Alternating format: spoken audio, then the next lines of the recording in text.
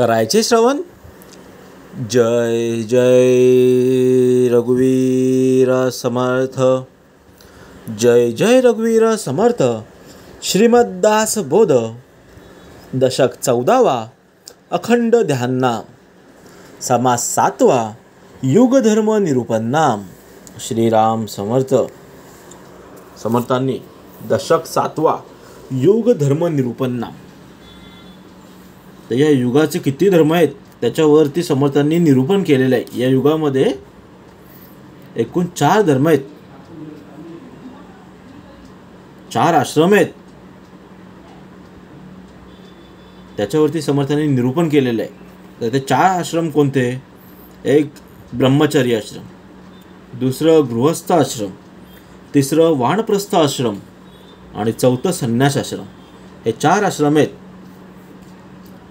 4 आश्रम धर्म, अर्थ, काम आणि मोक्ष या पुरुषार्थाच्या प्राप्तीसाठी मार्गदर्शक आहेत, समर्थ सांगतात. आता ब्रह्मचर्य कसं ओळखायचं? ब्रह्मचर्य आश्रम साधारण जन्मापासून वयाच्या 25 वर्षापर्यंत शिक्षण घेणे, गुरुकुलात राहणे, ज्ञान प्राप्त करणे, शिस्त पालन, संस्कार हे ब्रह्मचर्यामध्ये शिकवलं जातं. हे ब्रह्मचर्य आश्रममध्ये येतं. त्याचं उद्दिष्ट काही आहे? चरित्र निर्माण करणं, विद्या अभ्यास करणं, गुरुची सेवा करणं, हा ब्रह्मचर्यामध्ये आश्रममध्ये येतो. दुसरा गृहस्थ आश्रम. त्याचं पिरियड जो आहे, कालावधी आहे तो 25 पासून 50 पर्यंत, 50 वर्षापर्यंत आपण गृहस्थामध्ये राहू शकतो. विवाह करून, संसार चालवून, कुटुंबाची जबाबदारी घेणे, समाजसेवा करणे हे गृहस्थाचं कर्तव्य आहे. धर्म, अर्थ, काम, साधनं, कुटुंब, समाज यांचा सांभाळ करणं हे गृहस्थ धर्माचं, गृहस्थ आश्रमाचं नियम आहे. ते केलंच पाहिजे. नंतर वानप्रस्थ आश्रम. ते वयाच्या 50 ते 75 वर्षापर्यंत ते तुम्हाला लागू होतं. म्हणजे कर्तव्य अजून काही संसारामधून अलिप्त होणं, जंगलात किंवा शांत ठिकाणी राहणं, ध्यान साधना करणं म्हणजे वानप्रस्थ. म्हणजे उद्दिष्ट काय? त्याचं मोक्षासाठी तयारी एक प्रकारचं. आणि चौथं जे आहे संन्यास आश्रम. त्याचा कालावधी आहे 75 वर्षाच्या पुढे. ते संन्यासी लोक कोण ठेवतही नाही घरात. आज कलियुगामध्ये आजी आजोबा जे वयोवृद्ध असतील त्यांचं कोण ऐकतही नाही आणि त्यांना घरात ठेवतही नाही. त्यांचं कर्तव्य काय आहे? सर्व सांसारिक बंधनापासून मुक्त होणे आणि ईश्वर भक्ती, उपासना, ध्यान आणि मोक्ष साधना हे त्यांचं कर्तव्य आहे. मोक्ष प्राप्त करणं हा त्याचं उद्दिष्ट आहे. हे 4 संन्यास आश्रम आहेत. तर समर्थ सांगतात त्या आश्रमामध्ये गृहस्थ आश्रम जो आहे तो सर्व चांगला आहे. तर समर्थांनी पुढे सांगितलेलं आहे ओवीमध्ये, नाना वेश नाना आश्रम, सर्वांचे मूळ गृहस्थाश्रम, जेथे पावती विश्राम, त्रैलोक्यवासी. समर्थ सांगतात या जगात नाना वेश आहेत, नाना आश्रम आहेत, पण सर्वांचं मूळ जो आहे तो गृहस्थ आश्रम आहे. सर्व त्रैलोक्यातील लोकांना या गृहस्थांच्या घरीच विश्राम प्राप्त होतो. तर गृहस्थ म्हणजे काय? आपला जो घर, आपल्या घरात राहून सांभाळ करणं, मुलाबाळांचा सांभाळ करणं, पत्नीचा सांभाळ करणं, कर्तव्य बजावणं हे गृहस्थ आश्रमाचे लक्षण आहे. आणि समोर सांगतात या गृहस्थ आश्रमामध्ये राहून तुला मोक्ष प्राप्त करायचे. अनेक प्रकारचे गुण आहेत, अनेक प्रकारची कर्म आहेत, अनेक प्रकारची साधनं आहेत, पण शेवटी हे सर्व आपल्याला ज्ञानानं ओळखायचं आहे, समर्थ सांगतात. आणि मनुष्याने बाहेरील गुणामध्ये न अडकता त्याचं मूळ सत्याचं ओळखायचं आहे. सत्य मूळ ओळखायचं आहे. देव ऋषी देव मुनी, नाना तापसी वितरागी, पित्र आदी करुणी विभागी, अतिता अभ्यागत. म्हणजे जे जे लोक गुणी आहेत त्यांचे गुण अंगी बाणावेत. म्हणजे देव आहेत, ऋषी आहेत, मुनी आहेत, योगी आहेत, आणखी तपस्वी लोक आहेत, तसेच वैराग्य लोक आहेत, वैराग्य संपन्न लोक आहेत. जे ज्ञानी आहेत त्यांचे ज्ञान समजून घेणे आणि जे जे वितरागी म्हणजे राग द्वेष सहित आहेत ते आपल्याला त्या आदेशाचं पालन करायचं, उपदेशाचं पालन करायचं आहे. चांगल्या लोकांकडून शिकणं हे आत्मविकासासाठी आवश्यक आहे. आणि समोर सांगतात तसेच पितर आणि अतिथी अभ्यागत आदी सर्व गृहस्थ धनाच्या अन्नाचा अधिकारी आहेत. ज्ञानी आहेत, गुणी आहेत, वितरागी आहेत अशा लोकांचा आदर करा समर्थ सांगतात आणि त्यांचं मार्गदर्शन स्वीकारा. गृहस्थाश्रमी निर्माण झाले, आपला आश्रम टाकून गेले, परंतु गृहस्थागृही हिंडू लागले कीर्तिरूप. म्हणजे समर्थ सांगतात या सर्व गृहस्थाश्रमात जे जन्मलेत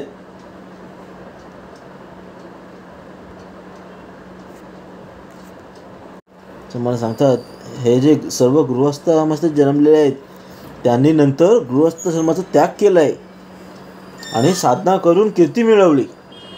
आणि जे परंतु भिक्षासाठी त्यांना गृहस्थांच्या घरीच हिंडावं लागतं.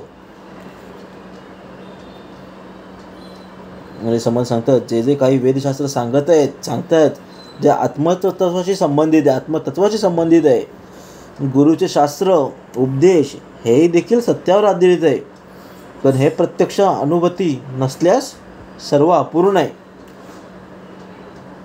समज सांगतात सर्व धर्मग्रंथ शास्त्र आत्मज्ञान सांगतात, पण केवळ वाचनाने काम भागत नाही, अनुभव आवश्यक आहे.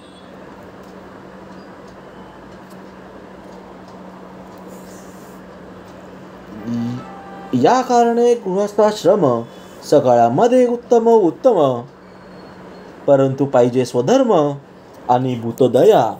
म्हणजे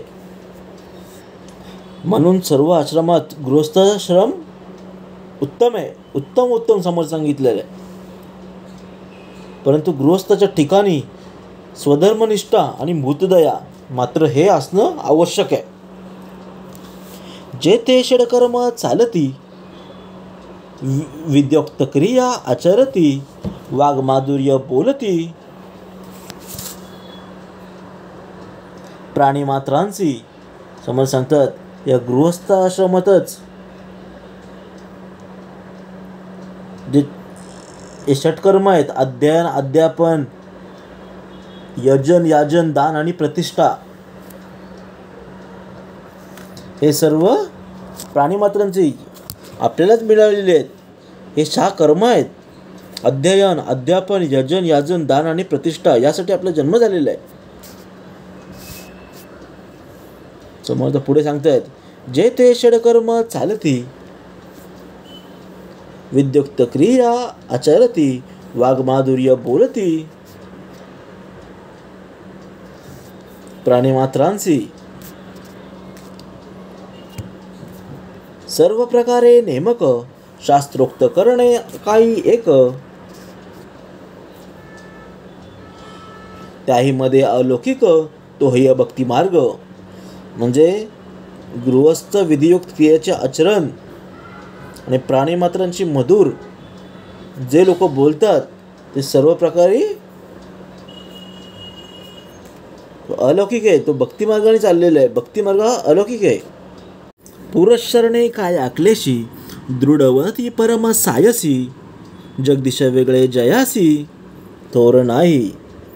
म्हणजे जो पुरशरण करतो, शरीरास कष्ट देण्यास तयार असतो, दृढवती आणि खूप प्रयत्नशील असतो, पण ज्याला एका जगदीश दुसरं काही श्रेष्ठ वाटत नाही.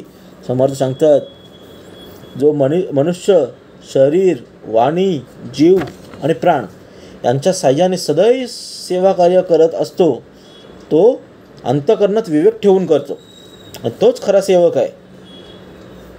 म्हणून समोर सांगतात सेवा वरवरची नसावी, बाह्य दिसणारी नसावी, अंतःकरण शुद्ध ठेवून विवेकाने सेवा करावी.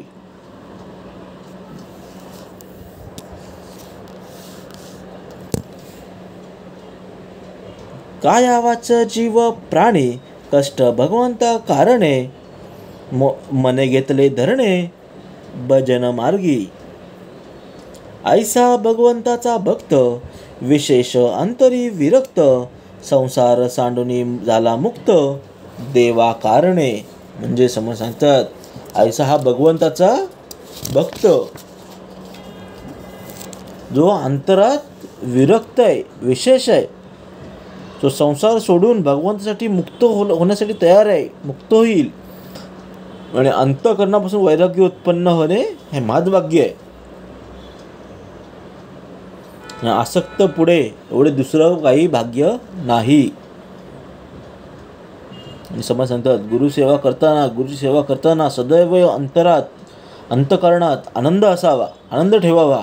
कारण गुरुसेवाहून श्रेष्ठ काहीच नाही. गुरुसेवा हीच खरी साधना आहे. अंतरापासून वैराग्य त्याची जाणावे महद भाग्य लुलंगते एवढे अभाग्य आणिक नाही. समोर सांगतात असे वैराग्य प्राप्त झाल्यावरच अनेक राज्य सोडून भगवत प्राप्तीसाठी हिंडलेले आहेत आणि भगवत प्राप्ती करून या जगात त्यांनी कीर्तिरूपेण पावन झालेले आहेत. राज्य सांडून गेले भगवंता कारण हिंडले कीर्तिरूपे पावन झाले भूमंडळी.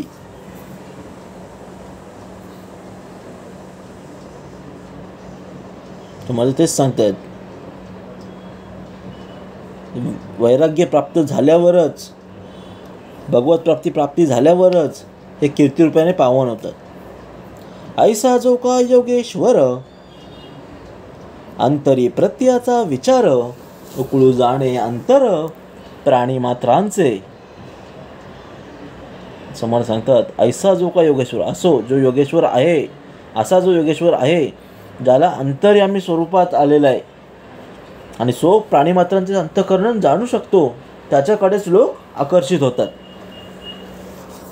ऐसी वृत्ती उदासीन त्याहीवरी विशेष आत्मज्ञान दर्शन मात्रे समाधान पावती लोक. ऐशी वृत्ती उदासीन म्हणजे जो असा अनासक्त आहे, म्हणजे त्याहून विशेष म्हणजे आत्मज्ञानी. जो आत्मज्ञानी असतो त्याच्या केवळ दर्शनाने लोकांना समाधान मिळते. बहुतांशी खरी उपाय तो जनाचे वाट्या नये अखंड जयाचे हृदय भगवत रूप. म्हणजे जो लोकांवर उपकार करतो, ज्या लोकांची मदत करतो, त्यांच्या उपयोगी पडतो, म्हणून लोक त्याच्या मागे धावतात. पण लोकांच्या वाट्यास येत नाही आणि हृदय खंडून भगवत प्राप्त झालेले असते, हे भगवत रूप झालेलं आहे. बहुतांशी जनास दिसेन हा दूषित परी हा आहे सावचित्त अखंड जयाचे चित्त परमेश्वरी. म्हणजे जनास दिसे हा दूषित म्हणजे लोकांना बाह्य तो आत्म्यासारखा दूषित दिसतोय, दूषित असं वाटतं, पण नेहमी सावधान असायला हवं समोर सांगतात. आणि त्याचं चित्त अखंड परमेश्वराच्या ठिकाणी जडलेलं पाहिजे, तर तो खरा भक्त.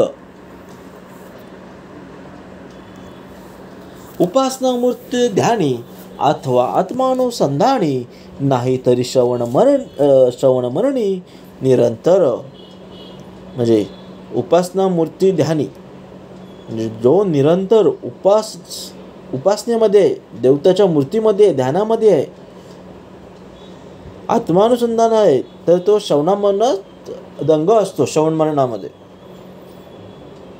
पूर्वजांच्या पुण्यकोटी संग्रह असल्या गाठी तरी ऐसी यांची भेटी होय जनांची. समजलं, पूर्वजांच्या पुण्यकोटी म्हणजे पूर्वजांच्या अपरंपार पुण्याच्या संग्रही गाठी आहेत, गाठी असेलच तर लोकांनी अशी भगवद्गीता अशी गाठ पडू शकते. पूर्वजांचा त्यांच्या पापामुळे, पुण्यामुळे ही भगवद्गीताची आपल्याला गाठ पडलेली आहे, आपण बैठकीला आहोत, पूर्वजांच्या पुण्यामुळे. म्हणून आपली गाठ उपासनेशी होते, भक्तीशी होती, देवाशी होते, नाही तर आपण कुठे असतो. हे सर्व पूर्वजांच्या पुण्यकोटी आहेत. प्रचितीविन जे ज्ञान तो अवघाची अनुमान, तेथे कैसे परत्र साधन प्राणीमात्रांची. म्हणजे प्रचितीविन जे ज्ञान म्हणजे अनुभवाशिवाय जे ज्ञान ते खरे नसून काल्पनिक आहे, खोटे आहे. त्या योगे प्राणीमात्रांचा उद्धार कसा होईल? समर्थ सांगतात होणारच नाही. उद्धार होण्यासाठी जे ज्ञान आहे हे आवश्यक आहे, वरवरचं ज्ञान नाही पाहिजे. समर्थ सांगतात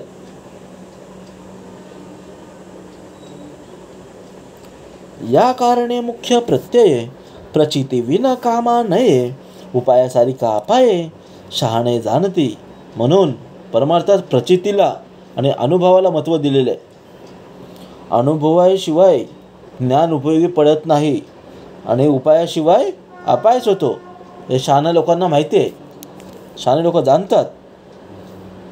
वेडे संसार सांडून गेले तरीच हे कष्ट कष्टची मेले, दोईकडे अंतरले ये लोक परत्र. म्हणजे वेडे संसार सांडून गेले म्हणजे एखादा वेडा अज्ञानी माणूस घर सोडून जर निघून गेला आणि कष्ट करून तिकडेच मरून गेला तर प्रपंच आणि परमार्थ त्याच्यासाठी तो एकच. हे लोकांनी परत्र दोईकडे अंतरले. समज सांगतात राग रागे निघून गेला तरी तो भांड भांडवची मेला, बहुत लोके कष्टी केला आपणही कष्टी. जर तो रागाने निघून गेला असेल, भांडता भांडतानेच मरून गेला असेल तर त्याच्यामुळे अनेक लोक दुःखी झाली असतील, तर तो स्वतःही कष्टी झाला आहे म्हणजे स्वतःही दुःखी राहील. निघून गेला परी अज्ञान त्याचे संगती लागले जण, गुरु शिष्य दोघे समान. अज्ञान रूपी म्हणजे निघून गेला परी अज्ञान म्हणजे एखादा असा घर सोडून निघून जातो पण त्याला तो अज्ञानी असतो.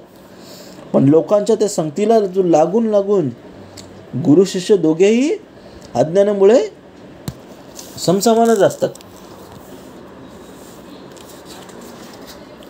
आशावादी अनाचारी निघून गेला देशांतरी, तरी तो अनाचारीची करी जनामध्ये. म्हणजे एखादा आशाळभूत आणि दुराचारी माणूस घर सोडून देशांतराला गेला, बाहेर गेला, तिथे तो लोकात अनाचारच करतो. गृही पोटे विना कष्टती, कष्टी होऊन निघून जाती. त्यांचं ठाई ठाई मारती चोरी भरता. म्हणजे गृही पोटी विना कष्टती म्हणजे घरी अन्ना वाचून कष्टी होतात, दुःखी होतात आणि घर सोडून निघून जातात. समोर सांगतात मग सोडून केल्यावर त्यांच्याकडे काहीच नाही, मग ते चोरी करतात. जर त्यांनी चोरी केली, चोरीचा आरोप आला तर जिथे आहे तिथे लोक त्याला चोप देतात, मारतात. संसार मिथ्या ऐसा कळला, ज्ञान समजून निघून गेला, तेने जन पावन केला आपण ऐसा. समोर सांगतात जो नित्यानित्य विवेकाने संसार मिथ्या आहे हे जाणून ज्ञानप्राप्तीसाठी निघून जातो तोच खरा ज्ञानी आहे. आणि जो ज्ञान प्राप्त करून स्वतः पावन होतो आणि इतरांनी पावन करतो तो खरा संत. एके संगतीने तरती, एके संगतीनं बुडती, त्या कारणे सत्संगती बरी पहावी. समोर सांगतात संगत कशी असावी आपल्याला ओळखता आलं पाहिजे. जर तुम्ही चांगल्या संगतीमध्ये असाल तर तिचं चांगलंच होईल आणि जर तुम्ही वाईट संगतीमध्ये असाल तर तुमचं वाईटच होईल. संगतीने एखादा तरतो नाहीतर बुडतो. म्हणून आपल्याला नीटपूर्वक विचारपूर्वक सत्संग धरावी, सत्संगाची कीर्ती धरावी. संगतीमुळे सत्संगती होते. जे ते नाही विवेक परीक्षा, ते ते कैसी असेल दीक्षा, घरोघरी मागता भिक्षा, कोठे हे मिळेना. जे ते नाही विवेक परीक्षा, जिथे विवेकाच्या मार्गातून कसोटीतून साधू उतरत नाही तेथे त्याच्याकडे दीक्षा कशी प्राप्त होणार, समर्थ सांगतात. आणि अज्ञानाने उगेच तो कोणाच्या घरी जाऊन भिक्षा मागत असेल तर त्याला तिथे कुठेही भिक्षा मिळणार नाही. म्हणून समर्थ सांगतात, जेथे नाही विवेक परीक्षा तेथे कैसे असेल दीक्षा. ज्याच्याकडे परीक्षाच नाही आहे त्याला दीक्षा देईल कोण. आणि कितीही घरोघरी मागता भिक्षा, म्हणजे कितीही घरोघरी मागितला तर त्याला कुठेही भिक्षा मिळणार नाही. जो दुसऱ्यांचे अंतर जाणे, देश काळ प्रसंग जाणे, तया पुरुषा काय ऊने भूमंडळी. म्हणजे जो दुसऱ्यांचे अंतर जाणे, म्हणजे दुसऱ्यांचा अंतरंग जाणतो, त्याची कीर्ती जाणतो, वेळ प्रसंग जाणतो, तो खरा चतुर. नीच प्राणी गुरुत्व पावला, ते आचाराची बुडाला, वेदशास्त्र ब्राह्मणाला कोण पोसे. म्हणजे पुरुषाला या भूमंडळावर काहीच उणं पडत नाही.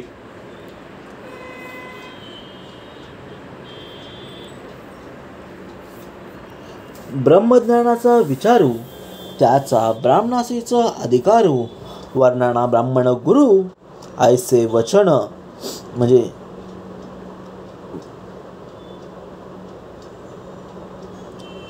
नीचा आणि गुरुत्व पावला, तेथे आचार्याची बुडाला, वेदशास्त्र ब्राह्मणाला कोण पोसे. म्हणजे नीच माणसाला गुरुत्व प्राप्त झालं तर त्याचा आचारच नष्ट होतं, नाहीसं होतं.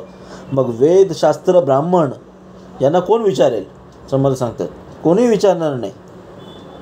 ब्रह्मज्ञानाचा विचारू, त्याचा ब्राह्मणासीच अधिकारू, वर्णना ब्राह्मण गुरु ऐसे वचन. फक्त समर्थ सांगतात ब्राह्मणांनाच ब्रह्मज्ञानाचा अधिकार आहे आणि वर्णना ब्राह्मण गुरु हे शास्त्रवचन आहे.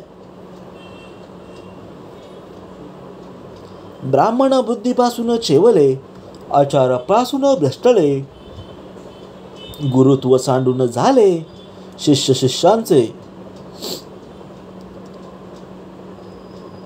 मग आता समोर सांगतात, आता ब्राह्मण बुद्धीपासून चेवले. ब्राह्मण जे आहे आता बुद्धिभ्रष्ट झालेले आहेत, त्यांची बुद्धी असून नसल्यासारखी वागत आहेत, त्यामुळे त्यांच्या ठिकाणी त्याचं शुद्ध आचरण राहिलेलं नाही. आणि स्वतःचं श्रेष्ठत्व ते सोडून ते शिष्यांचे शिष्य झालेले आहेत. समोर सांगतात, कित्येक दावल मलकास जाती, कित्येक पिरास भजती, कित्येक तुरुक होती आपुल्या इच्छेने.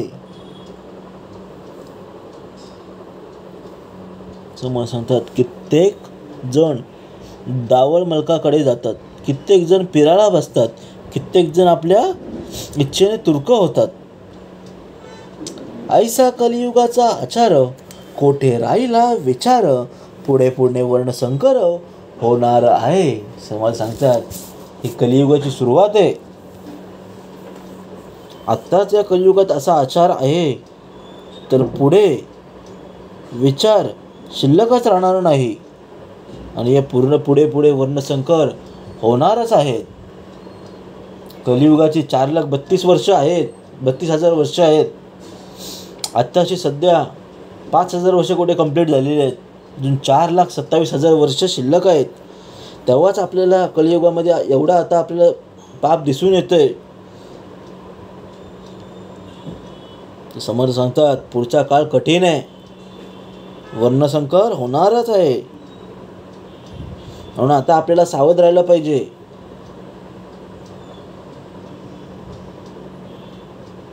आणि समर्थ सांगतात, पुढे पुढे वर्णसंकर होणार आहे.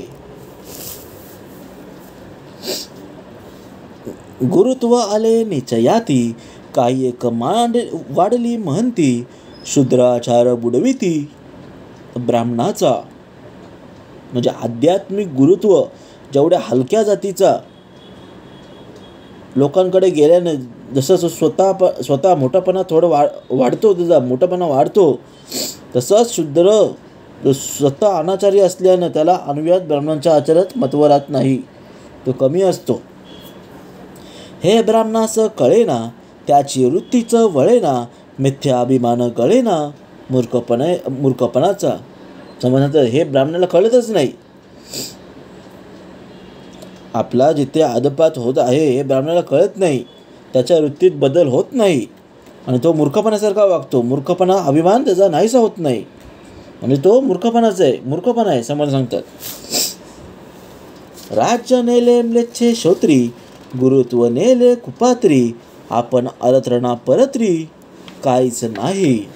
म्हणजे म्लेच्छांनी क्षत्रियांनी राज्य केले, पण अपात्र व्यक्तीने त्यांचे गुरुत्व नेले. धड ना इकडे ना तिकडे, ये लोक ना परलोक, अशी गत झालेली आहे.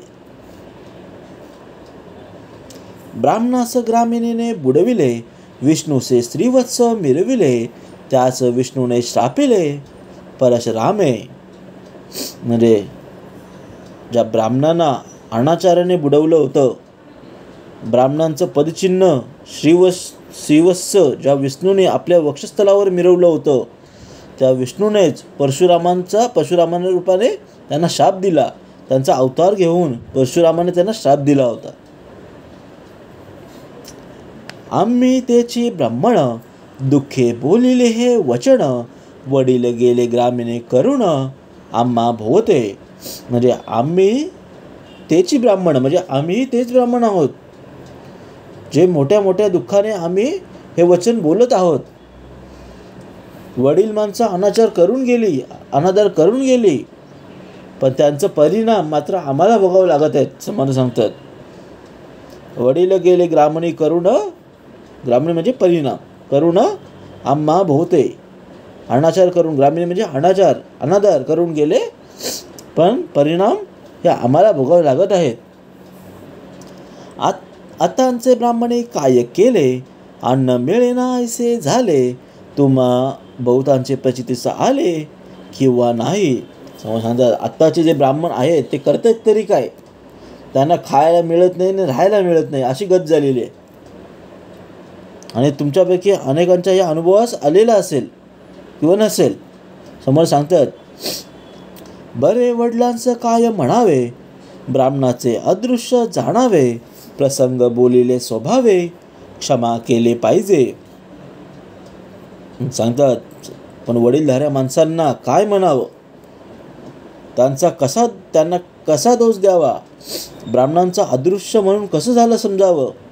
हे प्रसंगामुळे स्वाभाविक बोलून गेले, पण श्रोत्यांनी क्षमा केली पाहिजे. समर्थ सांगतात बरे वडिलांचं काय म्हणावे, ब्राह्मणाचे अदृश्य जाणावे, प्रसंगी बोलिले स्वभावे, क्षमा केले पाहिजे. इति चिदासबोधे गुरुशिष्य संवादे युग धर्म निरूपण नाम समास 7वा.